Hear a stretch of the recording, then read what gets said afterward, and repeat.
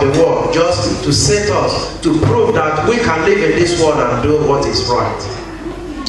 And if we are doing it, it doesn't, the whole Finland doesn't need much people to colonize it if we begin to live right. It doesn't take much people. It doesn't take much people. I know it, I saw it in the Bible. The Bible said that the prayer of a righteous man availeth much.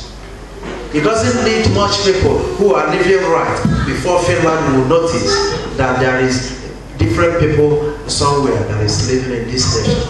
It won't take long. It won't take anything. Just people who decide, it's my choice that I want to live right.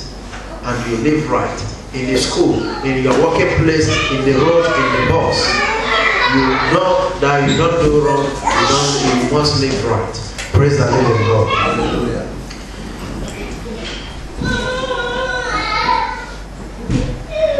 So in verse 19 it says, are confident that you yourself are guide to the blind.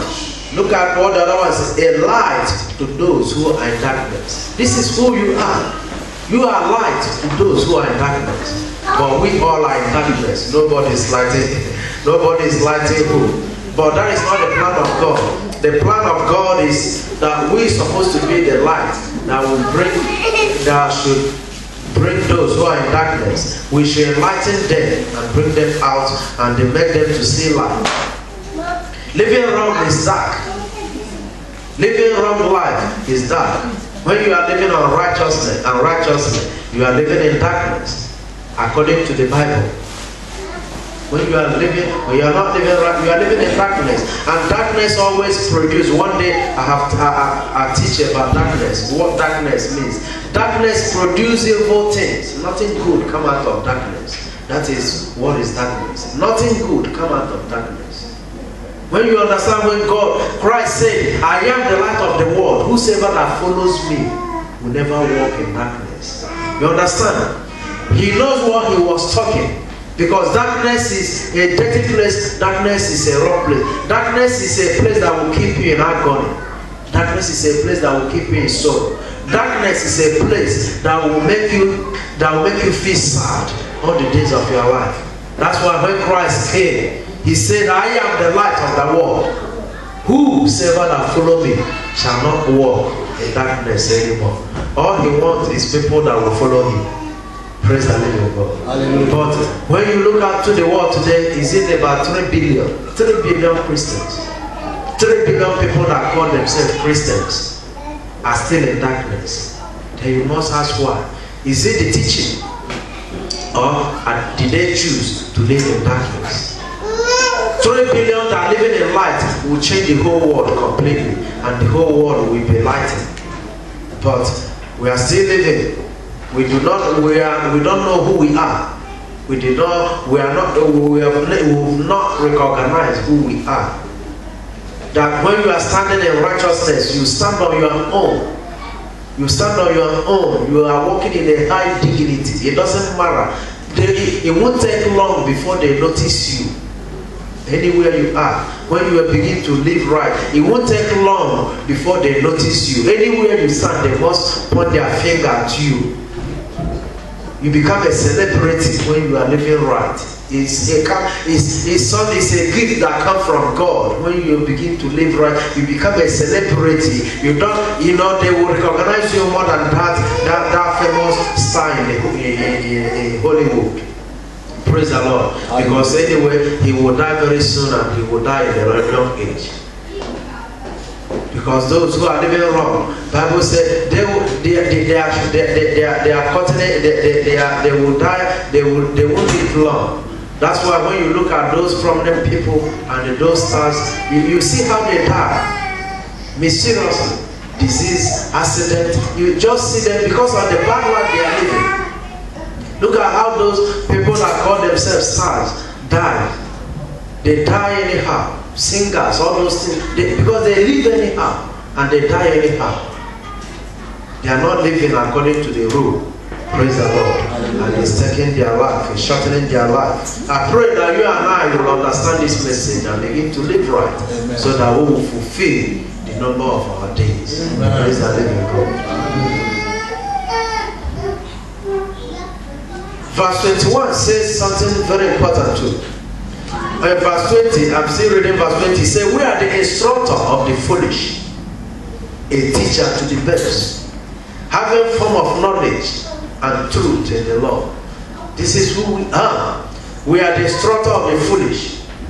God always calls sinners foolish people. It's in the Bible. Anybody that is not living right in the sight of God is a fool. Have you seen it in your Bible, sister? The French Bible. Eh? He has the French Bible. But he speaks English. You don't speak English. Okay, sorry. Praise the living God. Yes, sister, you've seen it in your Bible. The Bible, anybody that is living in sin is a fool. Brother James, you've seen it in your Bible. Brother James of America, you've seen it in your Bible. Yes, anybody that is living in sin, Bible call him a fool. So it's up to us to decide if we want to label ourselves fools and be walking around the city. We just have to do right. Right is good. Praise the living God. Hallelujah. God is not a respecter of any man at all. When we begin to understand it, there will be peace in the world. If every man will begin to read this Bible, there will be no AK-47. There will be no need of war. There will be no need of ammunition. There will be no all those things. There will be no need of faith. If people live according to the rule of God, there will be no fight. And verse 21 says, this is the final one we will take and we pray. If God's permit. He said, you therefore who teach another, do you teach yourself? This was the first thing that God shows me when he called me. In verse 21, it's very, very important to every believer. He said, you therefore who teach another, do you who teach another, do you teach yourself? You preach that a man should not steal, do you steal? You see the question mark there. In verse 22 he said, do you say, do not commit adultery, and you commit adultery. You say, above idol, and you rob the temple. This is very, very important. When we are busy teaching others, whatever we teach, I will be a hypocrite. I will be a hypocrite if I will stand here and tell you to do right and see myself doing wrong. I don't know how God will judge me. I don't know. All those things put fear in my spirit. All those things put fear in my spirit. And I see many pastors, they do it. They teach other people different things and they do another thing. When I look at it, I weep in my heart because it's not Bible. You cannot teach people something and leave another thing. It's hypocrisy. You cannot teach even your children another thing and leave another thing. You cannot teach your friends another thing and leave another thing. This is where the problem comes. Many families teach their children, listen to my word, do not follow my action. This is where children are confused. It's a bad teaching. A good father, a good mother will tell you, look at what I do, do as I do. Now you have to judge what you are doing. Is it good? Praise the living God. It's a simple thing. A good father, a good mother said to my, come here, look at what I do, do as I do. Then you must know that what you are doing is good. But a bad parent always say, listen to my word, don't follow my deed. It's not good. You confuse the children. It's just like a father who is drinking beer and you are telling your son, don't drink. Or a father who smokes and you say smoking is dangerous. How can a young man understand it while father is doing it? It's impossible. You understand? It's impossible. This, I try to raise my kids in a way that I will ask them, who teach you this? Where did you learn it? This is the standard I want to set to my kids. When I call them, I ask, where did you learn this? Because I know you didn't learn it from mother, you didn't learn it from papa. Where? Tell me, you must explain. Where did you learn this?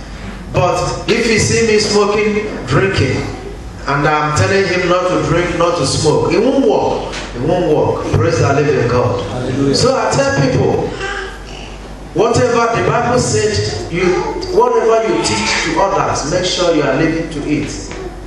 Because you cannot tell somebody, do not stay, and you go and stay.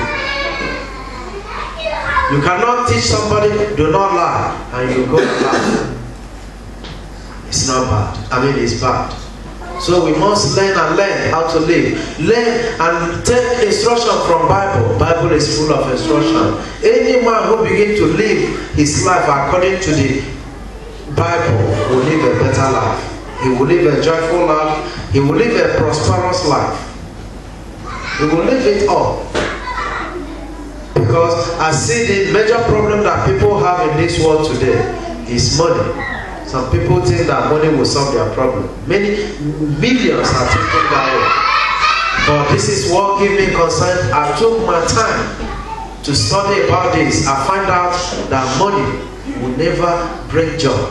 Money will never give happiness. Money will never bring peace. It never. Rather, it will worsen it. Imagine a poor man who were managing 1,000 euro and all of a sudden he gets 10,000 euro. His sin will worsen. He will worsen his sin. If he was drinking let's say if he was drinking a bottle of beer,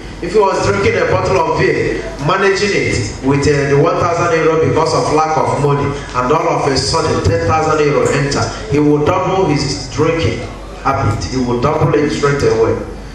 That's why God told me one certain time, there is many people that will die and end up that will die in poverty because he cannot bless them. He told me this sometime in July. This is when I begin to make research about money and life, money and people. Money does not answer any problem at all when it comes to issue pertaining to life, joy, peace. Money has no hand in it. Many people will live and die as a poor people because they do not understand the money. God bless them, they won't manage it very well. Some people cannot manage wealth very well. That's why unless they get that wisdom to manage it before God could bless them. And that's why I teach people, if you want God blessing, you better know how to manage your life. Manage the little one he gave you. He's watching. How are you managing it? The way you manage it is the way. It depends on the way he will prosper you. Praise the living God. Praise the living God. So this is my message today. May God bless you all. And close it in this teaching. Whatever you teach others, make sure you are living to it. Whatever you are teaching others, make sure you are living up to it, otherwise you'll be a hypocrite. You will fall into the judgment of God. Parents, learn how to teach your children and live by example. This is how they will learn. The Bible said, teach a child the way he should grow. When he grows, he will not depart from it. Praise the Lord. Amen. I said, the Bible said in the book of Proverbs, teach a child the way he should go. When he grow, he will not depart from it. And how can we do that? It's not by word, it's by example. Using ourselves as a practical example. Posing as a role model to them. Who teach you this? There is some things, there is a kind of lifestyle I know that my children will never try to bring it in my house. They can do it from afar. When they are coming home, they leave it. They will not try it because they haven't seen it. They know that it irritates me. This is how I'm trying to let them grow. They won't try it at home at all. So when a child begins to hide his sin, he's in better advantage. You're in better advantage because he can stop it. When you catch him, when you caution him, the person will stop it. But when a child doesn't care, of what he can do everything in the front of his mother or father, that means there is a problem. And when you talk, he challenges you that you do it, you are doing it. What can you say at that point of time? So let's live. Let's learn how to live right, how to judge others. When we are judging somebody, we make sure. When we are judging somebody, we make sure that we are not practicing what we are judging others on. Otherwise, the judgment of God will come upon us. Lastly, we must learn that we should live right. We should live right because those who do bad, tribulation and anguish will come upon their soul. This is the word of God. Praise the Lord. Remember that everything I said this afternoon is not my word. I read it from Bible. I always tell people, why do you believe God if you don't believe in Bible? It's useless. You go ahead and believe in Buddha or Muhammad but if you call yourself a Christian, you must believe in Bible and begin to live up to the Bible standard. Then you are living right. No, it's not a game. This is not a game. When I come to know God, when He called me, I begin to know that this is not a game at all. Many Christians are playing game with God, but it's not a game. Then when I begin to analyze it, I find out that this thing is not about, nobody is hurting God. Rather, we are hurting ourselves with the way we live.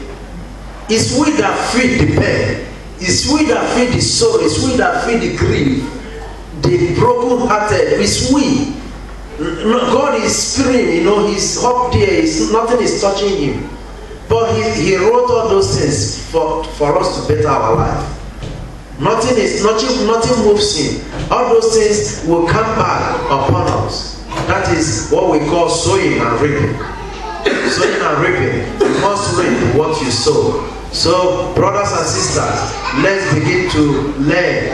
Let's begin to sow what is good so that we will reap good. In Jesus' name. Amen. Let's begin to sow good so that we will reap good. In Jesus' mighty name. May God bless you all. May God be with you. I pray, may the blessings of God be upon you people, upon your family, until we meet again next Sunday. May the blessings of God, peace of God, joy of God reigns upon your lives. May the favor of God be upon you. In Jesus' mighty name we pray. Amen. Thank you, Lord Jesus. Let's stand up and give God the glory for this word He has given to us today. Father, we thank you, we glorify your name. If you know that God has blessed you with His word, thank Him and say thank you for this word. If you have learned one or two things today, still thank God. Thank you for the message.